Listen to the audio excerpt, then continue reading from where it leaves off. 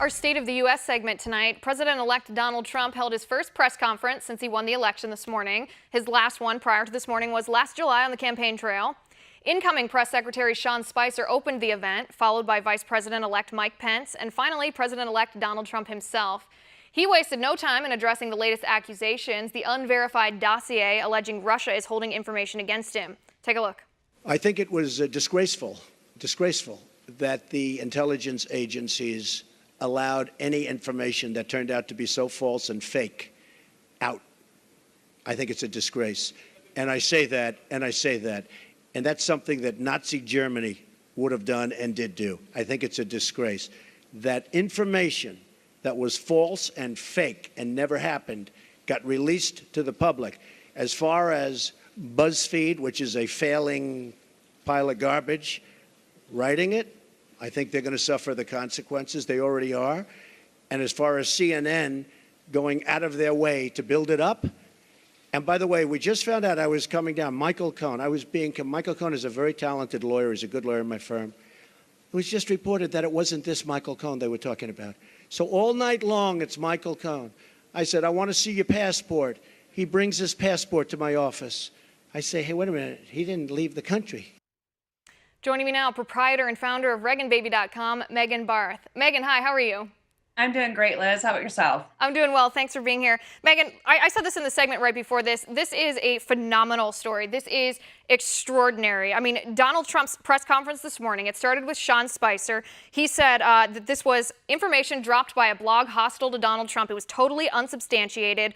Mike Pence said it was an effort to delegitimize President-elect Trump by the mainstream media. And then Donald Trump, we heard what he just said. He said that the organization that released this, BuzzFeed, was a pile of garbage. He said that it was false. He said it was outrageous.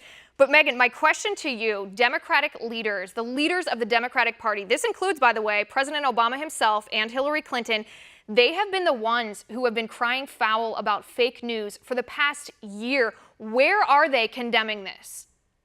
They're completely absent. And what we should also be asking is, why would John McCain run with a false story that was created by a hacker by the name of 4chan and take that story to the FBI without even being at least a little bit of scrupulous and investigative himself? And then we should also question the intelligence agencies like the FBI and the CIA that ran with this story and then leaked this story, which is a crime in and of itself. We already know that the press is in bed with the Democrat Party. That was exposed through WikiLeaks. We already know that the Clinton News Network is the Clinton News Network. Anything they can do to protect the DNC and Hillary Clinton, they will do.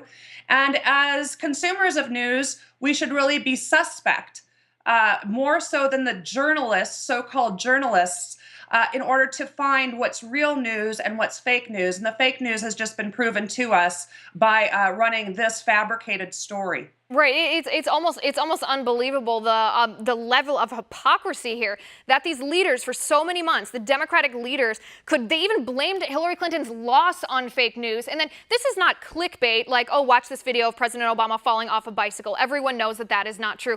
This is fake news that's being purported like it's a real story. This is slander against a man's character, against the future president of the United States.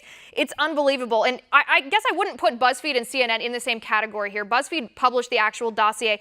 CNN did not, but Megan, it appears, according to reports this morning from NBC, it appears CNN reported something inaccurately as well, that they reported that Donald Trump was given this two-page summary when in fact he was not. Yeah, you know, from BuzzFeed, we don't expect too much. It is a blog, and it is definitely left-leaning, and they've been on the attack against Donald Trump since he took the dais and announced his presidency. But CNN should have a better fact checker within their organization. But again, CNN has been proven to be more of a propaganda arm of a political party than an objective news source for the American people.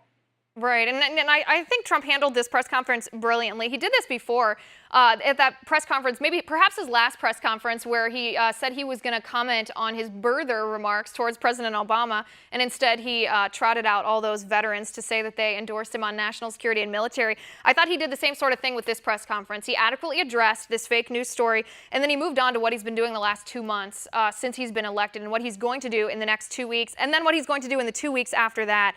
And Megan, some of the things that he talked about were quite fantastic here, to use his own words. He talked about what he's done for our economy. He's not even in office yet, Megan.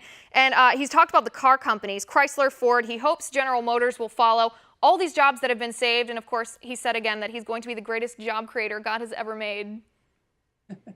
Well, I think the proof is going to be in the pudding, but we already have some pudding before he's even taken the presidency. We have a long line of companies, including Apple, I may add, that are looking to invest in this country because, and even, if I may add, the NFIB, which is the National Federation of Independent Business, the index for the NFIB is at a 30-year high. Actually, since 1980 has it not been so high. Consumer confidence is high as it's been in 15 years. So as government moves, so do people and so do companies. And now that the companies and people expect the government to shrink in size, Donald Trump to drain the swamp and create an environment that's business friendly, we see companies now willing to invest in this country once again and make America great again, make products here and revive the manufacturing sector, which has been completely decimated, quite frankly, by bad trade policies that both parties have given us. Right, and I think one of the reasons that the American people chose Donald Trump over Hillary Clinton, all of her scandals aside and Obama's history aside, is the fact that he promised to take care of our money. He promised not to waste our tax money because he knows that we work very hard for the money that we make. We don't want it wasted on things we don't want. We don't want it wasted, period.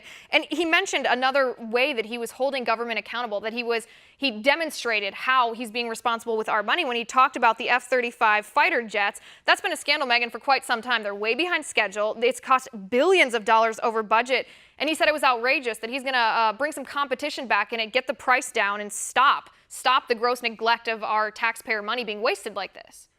Yeah, if we can renegotiate these types of deals with defense contractors and even Air Force One, he said $4 billion is way too high. Let's go back to the drawing board. Imagine what he's going to do with Obamacare after he repeals it. The replacement, I assume, is going to be, and from what I've read, a free market type of plan by where the people now will be empowered to choose their doctor and to choose their plan accordingly instead of subsidize a broken plan, which is that of Obamacare.